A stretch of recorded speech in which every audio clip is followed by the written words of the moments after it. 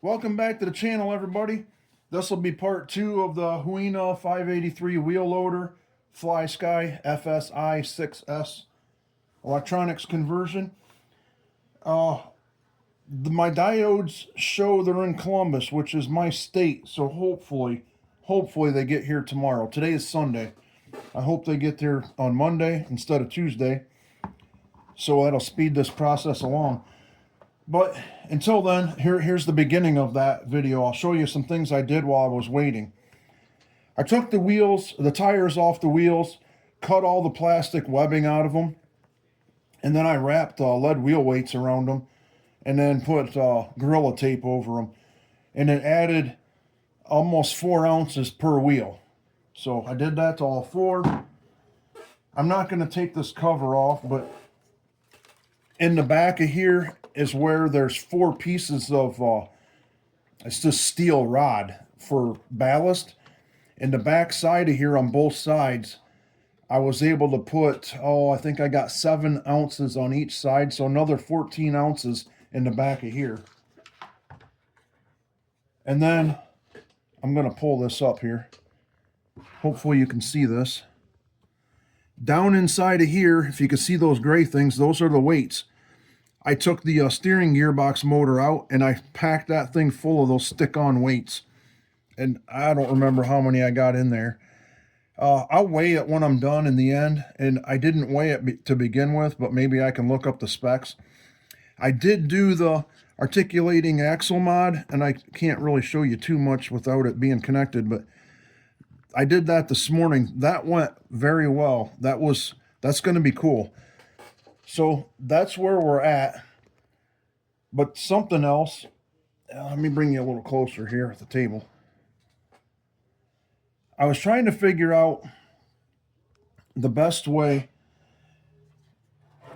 to do the diode mod for the steering gearbox, because the steering gearbox is mounted to the chassis and the wires are right here. The limit switches are built into this. They're right here in the front. And for maintenance or anything else, if I would have had to just hardwire this all in, this is how far away you're going to be able to pull it away. So if you can see these little connectors, they are Dean's 2R micro plugs. I took one of those and soldered it to the one end of the motor and then the other end of here. I kind of have this mocked up how the diodes are supposed to go, but I wanted to get that stuff out of the way before we started the wiring. So like I said, hopefully Monday the diodes will be here, and then I'll just continue on in this video. Now, there was one other thing. In doing all this yesterday, I had everything individually hooked up and confirmed function. So today, I wired it all up, not like this. I wired it all up just to verify I had everything marked right. And I had the main boom would not work and the drives would not work. And I know they worked yesterday. In trying to figure it out, I almost pinpointed that I had 2 bad speed controllers, these ESCs, the little 10 amps.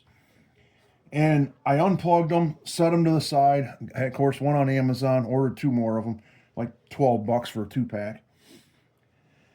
And I thought, well, let me try it again. I hooked everything back up. It still didn't work, so I thought, last ditch, I'll rebind the radio to the receiver. Now, I took this brand new out of the box, the FSI 6. It was new out of the box, and it worked. So, okay, well, it was bound, assuming. But I had those issues. I rebound that receiver to the radio, and everything functions properly again. So, just take your time, really think things over. Don't get in a hurry, and then look at the easy things first. So I thought I'd throw that in there in case you guys ever have any trouble. All right, everybody. I'm about ready to pull all my freaking hair out. That didn't work. I need help until I can talk to my electrician at work.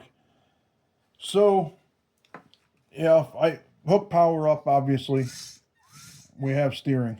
Okay. So the steering has 2 limit switches in them. I already showed you. If I take one, and I mean, one limit switch has black wires and one has white. If I hook them up, and bear with me here because this is not easy to do. If I go through that limit switch and I try to move it, I'm turning the stick with my elbow. I have nothing.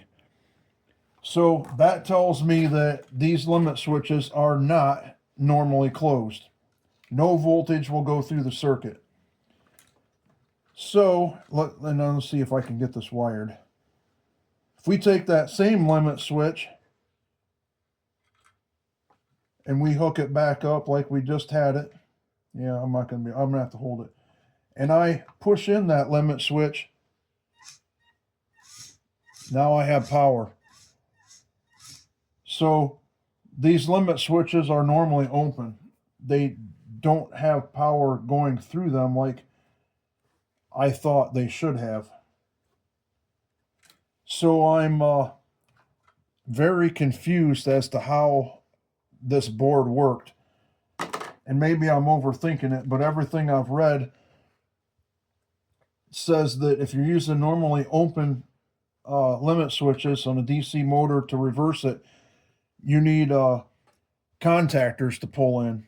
And this board doesn't have any contactors in there. I mean, I'm not electrically stupid. I mess with a bunch of electrical at work, but there's no relay on this board. So is there anybody out there that's done this? I'm lost. I don't know how I can do it with the limit switches in place. I don't see how it's going to work. And I don't want to, well, I guess I might as well should, but I really didn't want to cut anything off of the main boom yet because I'm going to assume its limit switches are exactly the same. Although I thought I tested it and pushed them and it would stop, but I don't know. One thing at a time. I'm going to put this video out because I need help. And while I have it out, I did take the back apart. So here's where you can see where I put all the lead weights that I talked about in the beginning of the video. That's not helping our electrical situation out at all, but yeah, I don't know. I'm lost. I'm gonna, like I said, I'm gonna put this video out, hoping somebody sees it. I don't know. This is where we're at. So if anybody has any ideas, drop me a link in the comment or whatever, and please help me out. Thank you very much. Thanks for following along.